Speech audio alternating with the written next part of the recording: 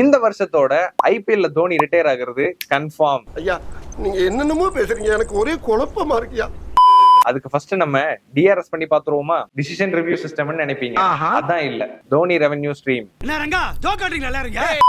எல்லா வருஷமும் advertisement, social media monetisation, கான்ட்ராக்ட்ஸ்னு மத்த இன்கம்ஸ் இருந்துட்டே தான் இருக்கும். இது மொத்தமா எடுக்கும்போது தோனியோட பிராண்ட் வேல்யூ நமக்கு தெரிய வரும்.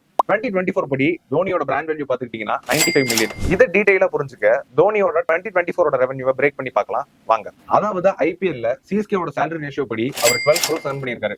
இது போக சோஷியல் மீடியா மானிட்டைசேஷன், அதாங்க இன்ஸ்டாகிராம்ல 1.5 crores, ஃபேஸ்புக்ல 1.2 crores ஃபார் ஸ்பான்சர் போஸ்ட்டுக்கு பே பண்ணிருக்காங்க.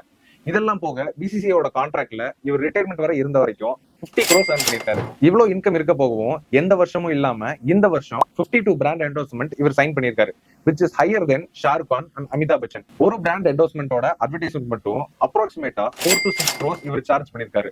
By the end of the year இவர் அட்வர்டைஸ்மெண்ட் மூலியமா மட்டும் 100 crores earn பண்ணுவாருன்னு ஸ்டாட்ஸ் சொல்லுது. இதனாலதான் அவரோட ஐபிஎல் லாஸ்ட் இயரா 2025 இருக்கும்னு எக்கனாமிக் எந்தூசியஸ்ட் சோஷியல் பிளாட்ஃபார்ம்ஸ்ல டிஸ்கஸ் பண்ணிக்கிறாங்க. பிசிசிஐயோட கான்ட்ராக்ட்ல தோனி தன்னோட ரிட்டையர்மெண்ட் வர எவ்வளவு வருஷம் விளையாண்டாரு, அது எந்த இயர்ல இருந்து எந்த இயர் வரைக்கும் தெரிஞ்சவங்க மறக்காம கமெண்ட்ஸ்ல சொல்லுங்க.